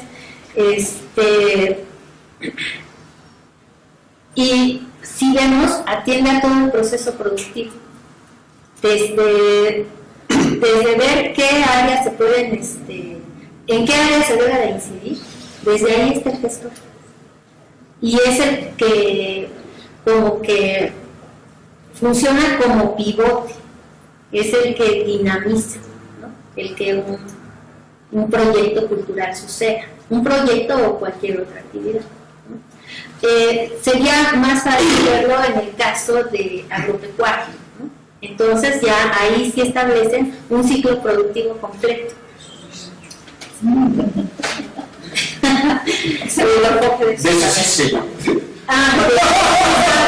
Porque estudiaste veterinaria. Entonces tiene que ver con eso, sí es una mirada bajada y ecológica, ¿no? Y desde el inicio hasta cómo retorna. Sí. Nada más quisiera preguntar, porque hay chicos también que están iniciando, acaban de iniciar su carrera laboral, digamos, en este campo. ¿Ustedes qué les dirían a estos muchachos? ¿Se puede vivir del teatro? Si uno es muy necio, sí. No, yo insisto en esta idea de reserva. A veces uno, y particularmente en mi caso, estoy en un momento de pesimismo absoluto, porque 30 años van. Yo viví esa crisis del 82, económica, esa crisis del 82 en mi primer viaje fuera de México, ¿no? Y en 30 años no veo un avance de este país, ¿no? En muchos sentidos, y tengo 30 años dedicándome al teatro también, y tampoco veo en ese sentido un avance, ¿no? Y soy muy pesimista. Pero cada vez que veo una acción como la de estos chicos en Zacatecas, me queda clarísimo que muchas veces no sabemos por qué o para qué lo hacemos, pero estamos absolutamente convencidos de que alguien tiene que hacerlo. E incluso se disfruta.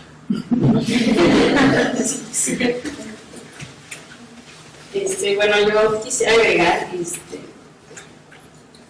con esto que planteas, que a mí me parece muy importante, la insistencia, ¿no?, de los creadores por hacernos un lugar, un nicho, una entrada, porque sí es muy difícil, como compañía independiente o como director que está empezando, llegar ahí a esta selva donde te devoran, donde pues ya hemos visto, ¿no?, todo lo que plantean. Y mi hermano es el director de Fundadora y lo creo pensando en esta necesidad que tenemos los creadores, ¿no?, los artistas o los que quieren estudiar arte y no tienen los recursos, pues como una vía alternativa para lograr cosas, porque sí el Estado patrocina algunas cosas, como lo han mencionado, pero pues llegar ahí y llegar a obtener una beca al principio pues sí es muy difícil, ¿no?, y sostener también tu compañía, pero es algo muy bonito esto que mencionas, pues la insistencia de los creadores por no dejar el arte, por no abandonar a mitad del camino esto, pues es algo que tenemos que tener muy presente, ¿no?, si nos queremos dedicar a esto y si queremos lograr algo y estar ahí, pues no abandonar y buscar pues de todas las formas posibles. Y sí creo que al principio es muy importante esta figura de gestor, productor, tenerlo al lado, porque es la única forma de insertarnos ahí, ¿no?, saber hacer bien las carpetas, saber bien leer una convocatoria, tener a gente al lado que nos asesore. Y pues, si no tienes dinero, pues empiezas tú como director y productor y hacer todo, porque pues es la única forma de llegar. Sí. Y respecto de participar y hacer bien las cosas, pues sí es necesario también vigilar que las reglas se cumplan. Sí, porque en esa sí hay una concentración de recursos. Tenemos que volver como a plantear cuáles son las reglas de participación, porque los recursos están concentrados en muy pocos artistas. Claro. Hay dos intervenciones, una de Lotte y una... Sí, la mía es la que sí les quiero decir a los chavos que realmente están hablando de procesos de profesionalización, ¿no?, con respecto a la gestión y al asunto de las carpetas, pero lo que yo sí veo y que me gustaría que ustedes tuvieran claro es que en realidad hay un proceso de comercialización con respecto a los procesos, es decir, el asunto de las carpetas, el asunto de llegar corriendo a ganar una beca, el asunto de querer bajo cualquier situación ganar el FICAT porque eso nos va a sacar, ha llevado a muchas compañías realmente a frivolizar ciertas áreas de la creación, ¿no? Yo lo he visto porque casi todas las producciones que ha ganado el teatro, tristemente, en serio, son de un pésimo calidad artística, ¿no? Y yo considero que es eso, que esos procesos, ¿no?, de los apoyos institucionales ahora del teatro han ido como frivolizando el camino, ¿no? No nos han, digamos, es como una carrera que no nos permite tener una reflexión más profunda de nuestros procesos, ¿no?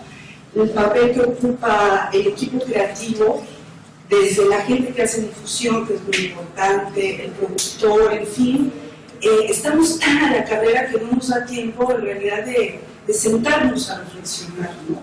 Es llegar el 8 de julio que te cierra la convocatoria. Y entonces, claro, todo eso genera una indigencia artística e intelectual que vemos pues, en los teatros más importantes de este país, ¿no? O sea, hay apoyos en el teatro que uno va al teatro y dice, yo quiero llorar, pues esto no es posible. Entonces, lo que yo les diría, chavos, es que esos procesos son muy importantes, que dejaran de lado el asunto de que yo quiero la beca y seamos más creativos, y tenemos otros canales que nos lleven a un asunto mucho más luminoso, mucho más creativo. Yo tuve una gran experiencia en el Foro Shakespeare, la verdad, porque es un espacio que no recibe ningún apoyo institucional, de verdad, ninguno, y el teatro opera de manera magnífica, tienen una programación de lunes a domingo maravillosa, el teatro está llenísimo, tienen una librería padrísima, tienen una cafetería pues muy bella, la gente, va la gente y no es gente de teatro, yo me sorprendí, o sea, yo cuando fui, vi gente y no era gente de teatro, y lo aplaudo. Eso es lo que me gustaría decir. Gracias. Yo quería decir algo sobre el punto de la difícil tarea de evaluar el teatro, ¿no? La calidad del teatro. Si tenemos una pintura y tenemos la reproducción de una pintura en una foto, más o menos podemos evaluar la pintura. Pero en teatro no, en teatro es mucho más complejo. Es muy difícil crear nuevos públicos, porque yo incluso que voy seguido al teatro, es muy difícil recomendar una obra que uno no ha visto. Por el simple hecho de leer la sinopsis, bueno, todos los ingredientes pueden ser buenos, actores, dirección, dramaturgia, y aún así la obra, el resultado final no es bueno. Entonces yo muchas veces me siento, a mí no me gusta iniciar a la gente a ir al teatro porque puede ser mala la obra y siento muy grande la responsabilidad. Entonces sí puedo llevar a gente a una obra que he visto, pero no a una obra que no he visto. Y lo mismo con las carpetas, ¿no? Pueden ser muy engañosas, porque no es la obra ni la grabación de la obra. Entonces eso yo creo que es un factor complicado para el teatro para garantizar la calidad, ¿no? De quién se gana la beca y quién se merece, ¿no? Porque al final la carpeta puede ser muy bella y no es la obra. Entonces, pero a mí debería valer la crítica. A mí debería valer la crítica, digamos. Cuando hay una buena crítica, uno lee la crítica y sabe que si a fulanita de tal no le gustó, hay que irlo a ver. Y que si a fulanito le gustó, también hay que irlo a ver. ¿No? Es decir, porque uno sabe el ojo que tiene ese crítico, digamos, ¿no? Y si coincide con uno o no, pero la crítica podría ser una referencia y también en ese sentido para la elección de la carpeta. Pero la crítica no juega un peso en las decisiones realmente. La crítica se lee de parte de los creadores como un amigo incondicional o como un enemigo, ¿no? Y ciertamente la crítica ejerce, digamos, una forma de poder, porque una vez que un creador tiene una crítica en la jornada, aunque sea mala, entra a la carpeta y eso le da peso, ¿no? Pero, ¿qué quiero decir con crítica? No nada más que le haya publicado un artículo, sino un análisis de trayectorias, si que pudiera haber también, la solo nuestra crítica se queda como los grupos de teatro, montando una obra, ahora sí que una por una. Yo digo, la crítica es incapaz de ver el bosque porque está muy interesada en el árbol semanal, ¿no? Es decir, y no ve trayectorias, no ve líneas de investigación, no ve proyectos a largo plazo, donde hay, por ejemplo, que celebrar fracasos. No, pero fracasos que abren perspectivas de creación y no obras perfectamente logradas, pero que ya sabíamos, ¿no? Entonces ahí también la crítica tendría que tener un peso específico que no tiene. Sí, un comentario que quería hacer con respecto a la pregunta de Guille también, acerca de si se puede vivir. Yo creo firmemente que sí se puede vivir del teatro, pero creo que también es muy importante que tomemos en cuenta un diálogo con la realidad, que no nos cerremos como hacedores de teatro a solo nuestras necesidades y que más allá de hacer una carpeta bonita o no y entregarla en tiempo, tratar de entender cómo está funcionando esa institución a la que yo me quiero integrar con esta obra de teatro, qué ha programado otros años, qué cosas les gustan a este teatro en específico, qué cosas han tenido éxito, quién lo dirige ahora, qué ha hecho esa persona que lo dirige ahora, quién está en el consejo que va a decidir, qué va a seleccionar, cuál es su trayectoria, porque si no parece como si solo fuera una cosa que solo hacemos nosotros, pero cuando en realidad es un proceso de diálogo, de enfrentamiento, ¿no? Esa gente que va a leer nuestra carpeta tiene también una trayectoria, una postura, ese lugar, a lo mejor tiene un objetivo de apoyar ahora a nuevas dramaturgias o qué sé yo, y nosotros no estamos enterados. Nosotros, como nuestra obra nos parece lo más bonito, tenemos que por obligación todos los espacios donde llevemos la carpeta nos tienen que aceptar. ¿Por qué? Eso no es lógico. Tendríamos que nosotros ser lo suficientemente capaces de mirar ese lugar al que quiero entrar, ya sea en Shakespeare, ya sea en Helénico, el que sea, y entonces ver en qué momento de su realidad está ese lugar, y si coincide con lo que yo estoy buscando, y si yo puedo coincidir con lo que ellos quieren. Porque si no, pues sí, vamos de fracaso en fracaso y nos vamos topando puertas cerradas, pero a lo mejor desde el principio estaba claro que ese no era un lugar para nuestra propuesta, nada más que no nos dimos cuenta, porque vamos corriendo, vamos apurados y tenemos esta desesperación de encontrar un lugar para estar, pero no todos los lugares son afines, ¿no? No sé si haya preguntas muy de la gente, ¿no? Acá, sí. ¿Cómo debería formarse un gestor y un productor escénico? Aquí en nuestra realidad. Bueno, yo pienso que muy importante de una manera formal, de una manera académica, que hay que buscar, que hay opciones en la ciudad, hay opciones en el país, o si no hay que buscar opciones en el mundo, para que exista una formación, una estructura de información, de conocimientos, que lo puedan sustentar. Pero mucho de la formación del productor está en las tablas, dijéramos, ¿no? En el ejercicio, en el ensayo y error. Porque te puedo decir exactamente los pasos que seguir para conseguir esto, pero hasta que no lo hagas tú y sepas cuáles son tus, pues no sé, tus debilidades. ¿Cómo lo aplicas? Ajá, cómo aplicarlo, es ahí donde vas a encontrar la manera de perfeccionarse, de cada quien de ser mejor, ¿no? Pues como también, yo pienso que también como los actores, ¿no? O como los directores, o como los dramaturgos, una formación académica, pero luego ir y enfrentarse a la práctica. Sí, actualmente ya hay bastantes carreras enfocadas especialmente a las prácticas escénicas, la del claustro de Sor Juana.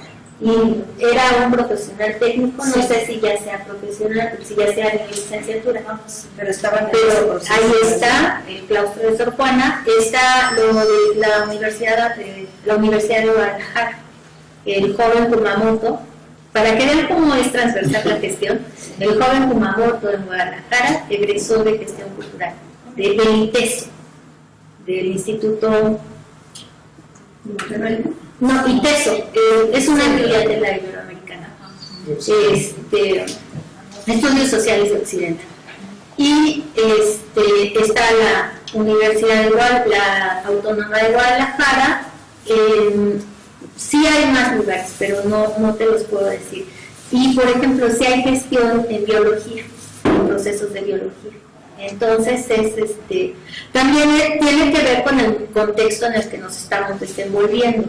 Entonces es como otras formas de la economía, otras formas en las que nos tenemos que estar reinventando, en las que ya no dependemos de las grandes corporaciones, sino que también desde abajo, ¿qué se está haciendo? Por eso está emergiendo esta enseñanza y gestión. ¿Otra pregunta que quieran hacer? ¿Algo que se nos haya quedado en el tintero? Bueno, algo que sí se nos quedó y que es muy importante porque tiene que ver con el CITRU es el blog de República Digital. Quisiera, porque creo que también esa es una opción. Yo pensaba en esta pregunta de la formación y bueno, sí, evidentemente hay una formación en escuelas, pero también a veces tenemos que echar mano de libros, de otras herramientas. Entonces, si ustedes que están en el tema, que son especialistas, pudieran dirigir un poco, porque hay muchas cosas. Si uno se mete en internet encuentra millones de resultados, pero no muchos son reproducción de la reproducción. Y hay lugares donde se podrían dirigir, y creo que uno de estos lugares interesantes, no como formación, pero sí como un foro de discusión, o al menos eso la intención que es este espacio, este blog de República Teatral, que son una iniciativa, hasta donde entiendo, de Patti de Rodolfo. Sí. Bueno, está el blog. Yo lo que les sugiero es lo que se plantea ahí, que es una evaluación de las políticas públicas relativas al sector teatro. A mí me sorprende cómo nos leen. Yo lo que les quisiera invitar en su lectura es a desmantelar. Lo que hacemos es deconstruir las políticas culturales, cómo funcionan, observarlas y describirlas. Todavía, bueno, y nos seguirán preguntando cómo se hace la proyección de recuperación económica de una puesta en escena. Está en el blog, en lo de el estudio del helénico. Ahí se hace toda la estimación. Lo que falta la interlocución con el blog, y esto que se lleve a la práctica, que se aplique. Está eso, la evaluación del Centro Cultural Helénico es un modelo de producción mixta, y que ustedes vean cuál es su participación. Entonces, si van, ya no pueden estimar la recuperación económica cuando van a levantar el telón desde la sala a la que se van a presentar. Ya sé que si voy a fulanita sala, el porcentaje de taquilla es 70 para mí, 30 para el espacio. Empezar a ver ese tipo de operaciones. Ya sé que la vez pasada hablábamos que Ticketmaster retiene un 8% de la taquilla. Cuando va, ahí se describe cuánto tiene que ir para derechos de autor. Es toda la operación del campo de la producción teatral. Yo los invito a que lo lean. Está otro lugar, que es el Grupo de Reflexión de Economía y Cultura, tiene su portal en la página de la UAM Xochimilco y se llama es un observatorio de cultura.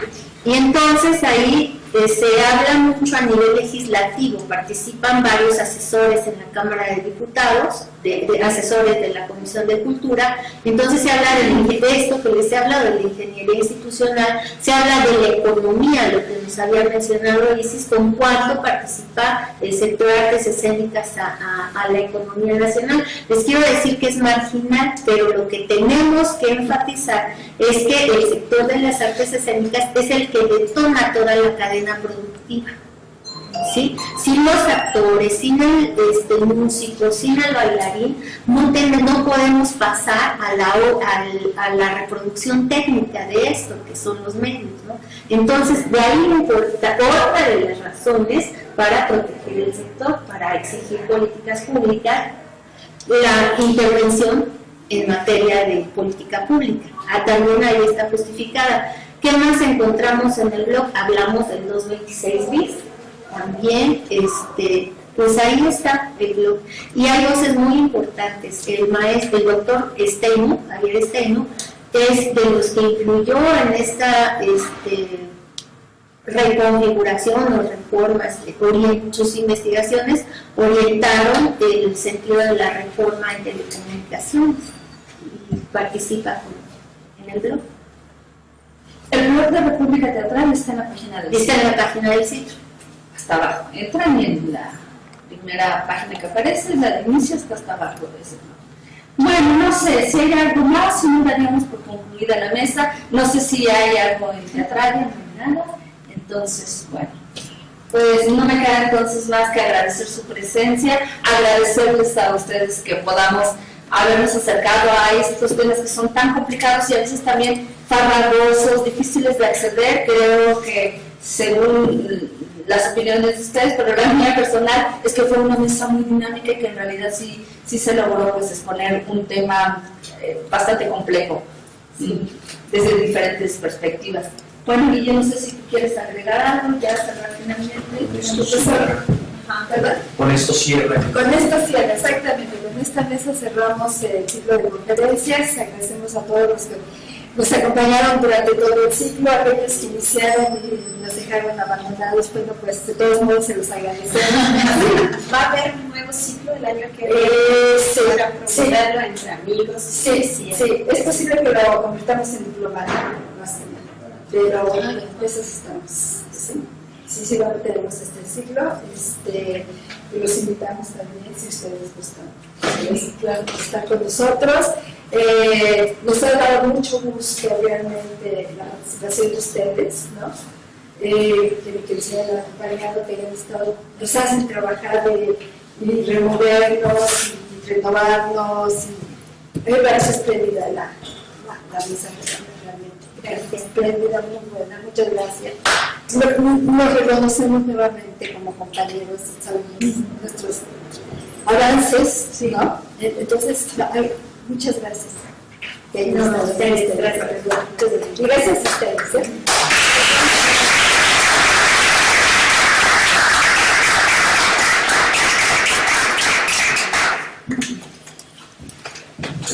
Gracias a los gracias. 2 horas, sí. Ah, perfecto.